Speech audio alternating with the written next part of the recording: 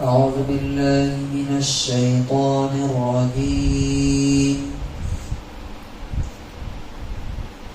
بسم الله الرحمن الرحيم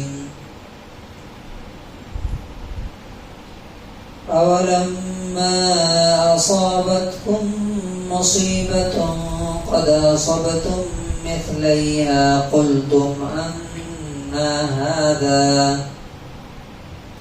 قل هو من عند أنفسكم إن الله على كل شيء قدير. سورہ آل عمران سورہ نمبر 3 آیت نمبر 165. اور تمہارا یہ کیا حال ہے کہ جب تم پر مصیبت آئی حالانکہ تم اس سے دوگنی مصیبت ان کو پہنچا چکے تھے تو کہنے لگے کہ یہ کہاں سے آ گئی. آپ کہہ دیجئے کہ یہ تمہاری اپنی لائی ہوئی مصیبت ہے. بے شک اللہ تعالیٰ تو ہر چیز پر قادر ہے. مسلمانوں کے دلوں میں آج جو سب سے بڑا جھوٹ بیٹھایا گیا، اور یہ جھوٹ جو ہے نا مسلسل لگاتار بولا جا رہا ہے، اور کہتے ہیں کہ جب آپ ایک جھوٹ بار بار بولتے ہیں تو وہ سچ لگنے لگتا ہے. اور وہ جھوٹ کیا ہے کہ مسلمانوں کی حالت کی ذمہ دار دوسرے لوگ ہیں، مسلمان نہیں. اب وہ دوسرے لوگوں میں کون ہے؟ کچھ کہتے ہیں کانگریس ہے، کچھ کہتے ہیں بی جے پی ہے، کچھ کہتے ہیں RSS. مسلمان نہیں. یہ مسلمان تھوڑے بہت ہیں. اور وہی دیکھیے سب سے بڑی جو ٹریجڈی ہے نا، سب سے بڑی جو مصیبت ہے مسلمانوں کی، وہ یہ ہے کہ مسلمان اللہ سے دور ہے، قرآن سے دور ہے. اس کو پتہ ہی نہیں کہ قرآن میں کیا لکھا ہوا. اس آیت کے اندر بالکل کلیئر کٹ بتایا گیا ہے کہ جو بھی مصیبت تم پر آتی ہے وہ تمہارے اپنے کرتوت کی وجہ سے، یعنی you are responsible for your situation not others. اب دیکھیے اللہ تعالیٰ نے یہ آیت جو ہے نا جنگ احد کے بارے میں، اللہ تعالیٰ کہتا ہے کہ جب تم پر مصیبت آئی کہ تمہارے 70 لوگ جو ہے شہید ہو گئے، اور بڑے ٹاپ کے لوگ، حضرت حمزہ جیسے عرب کے بہادر، سینہ چیر کر کے ان کا جگر چبایا گیا. مصعب بن عمیر جیسے عظیم داعی جن کی وجہ سے پورا مدینہ مسلمان ہو گیا، ایسے ایسے لوگ جو ہے اس میں شہید ہوئے.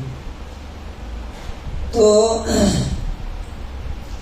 اللہ تعالیٰ نے کہا کہ تمہارے 70 لوگ اس میں مارے گئے، اور بدر میں تم نے جنگ بدر جسٹ 1 سال پہلے تم نے اس سے 2 گنا نقصان ان کو پہنچایا تھا، ڈبل لاس.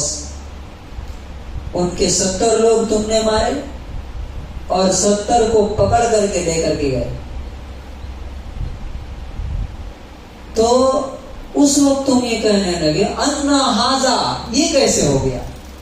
ہمارے درمیان رسول موجود ہے، ہم اللہ کے لیے لڑنے آئے ہیں، تو اللہ تعالیٰ کو تو ہماری مدد کرنی چاہیے تھی، یہ ہار کیسے ہو گئی؟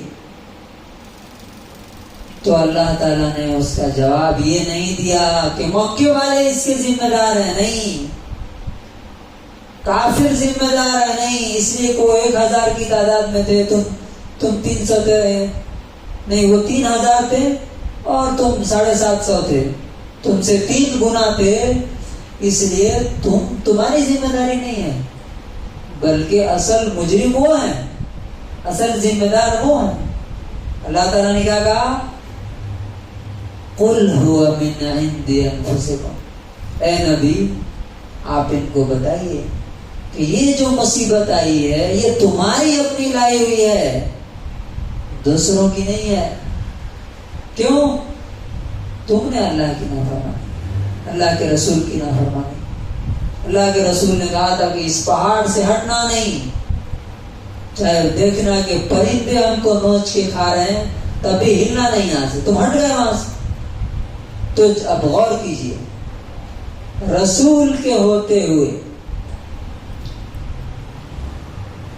اگر رسول کی بات نہیں مانی جائے گی تو اللہ تعالیٰ کا عذاب جب آ سکتا ہے، جب شکست آ سکتی ہے، جب ہار ہو سکتی ہے،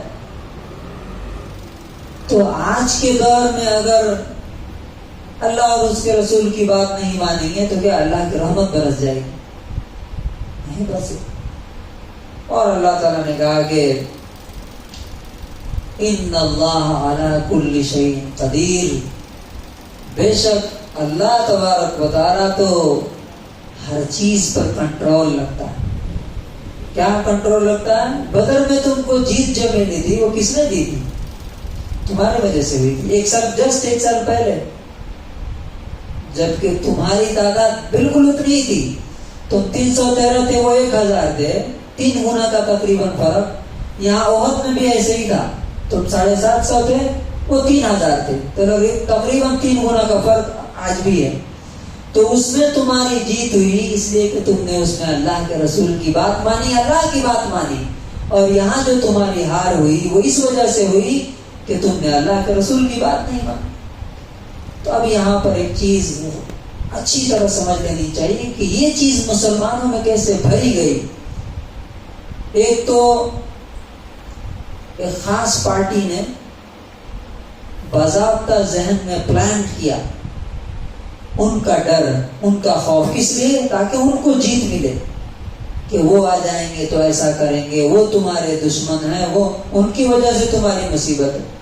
اور اس چیز کو ایکسپٹ کر کے مسلمان لیڈروں نے جان بوجھ کر کے، اور ریلیجیس اسکالرس نے بھی، کہ وہ ایسا لگتا ہے کہ جیسے اب وہی خدا ہیں، اللہ تعالیٰ کا کوئی رول اب دنیا میں نہیں ہے، وہ جیت جائیں گے تو کیا ہوگا، وہ آ جائیں گے تو کیا ہوگا، وہ پاور میں آ گئے تو کیا ہوگا۔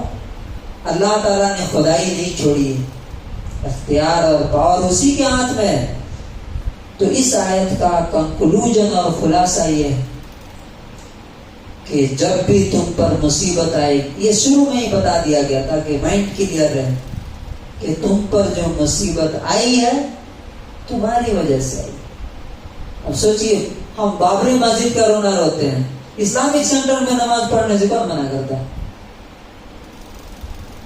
کوشچن ہے نا، اسلامک سینٹر میں کون منع کرتا ہے نماز پڑھنے سے؟ بابری مسجد چلیے بہن، یہاں کون آ رہا ہے؟ صبح اٹھ کر کے آئیے تو سڑک پہ کتوں کے سوا کوئی نہیں ملتا، کیا ہے یہ اللہ تعالیٰ کی فرما برداری ہو رہی ہے۔ تو اس لیے بالکل کلیئر ہو جانا چاہیے کہ مسلمانوں کے حالات بدلنے والے نہیں، اور برے ہوں گے، اور وہ دور آنے والا ہے جب گردنیں کٹیں گی اور کھوپڑی پر اللہ تبارک و تعالیٰ مسلط کرے گا، تب جا کر کے ہوش آئے گا۔ یہ جو گند ہے نا، جو کچڑے ہیں، جو صاف ہو جائیں گے، اس کے بعد جو اچھے لوگ بچیں گے اللہ تعالیٰ ان کی مدد کرے گا، ان کو فتح دے گا۔ مہدی علیہ السلام آئیں گے، عیسیٰ علیہ السلام آئیں گے۔ ابھی تو جو ہے ان کے ساتھ اللہ کی رحمت نہیں ہونا۔ اور یہ چیز لوگوں کو بھی بتانی چاہیے، جس سے بھی بات کیجیے، پڑھا سے پڑھا لکھا آدمی، دینی مذہبی آدمی، وہ ایسا ڈرتا ہے کہ جیسے اب یہی خدا ہو گئے، اللہ تعالیٰ اب خدا نہیں ہے، وہ اب اس کے ہاتھ میں اختیار ہے۔ اللہ تعالیٰ رحم کرے اور ہمیں یہ سمجھنے کی توفیق دے کہ ہماری حالت کے ذمہ دار ہم خود ہیں، کوئی اور دوسرا نہیں ہے۔ دیکھیں لوگ بک رہے ہیں کیسے، وہی آدمی جے ڈی ایس کے ریلی میں اگلے دن وہی آدمی کانگریس کی ریلی میں، وہی آدمی بی جے پی کی ریلی میں بھی ہے. کیا بھائی 500 روپے مل رہے نا ہمیں، تو آپ دھوکہ دے رہے ہو نا. اور برقع پہن کے ماشاء اللہ. شرم آتی ہے کہ جو کام دلت اور چمار کرتے ہیں وہی کام مسلمان بھی کر رہے ہیں. وہ بھی کرائے پہ جاتے ہیں، یہ بھی کرائے پہ جا رہے ہیں. تو ان کو آپ جا کے دھوکہ دے رہے ہیں کہ ہم تمہارے ساتھ ہیں، پھر اگلے دن ان کو دھوکہ دے رہے ہیں کہ ہم تمہارے ساتھ ہیں. اور پبلک کو بھی دھوکہ دے رہا ہے جو دیکھ کر کے اندازہ لگاتی ہے کہ ہاں ارے ان کے ساتھ تو اتنے لوگ ہیں، پھر وہ اگلے دن جاتے ہیں ان کے ساتھ تو اتنے لوگ ہیں. اللہ تبارک و تعالی رحم کرے اور ہمیں قرآن اور سنت پر اور اپنے دین اور شریعت پر عمل کرنے کی توفیق نصیب فرمائے. سبحان اللہ.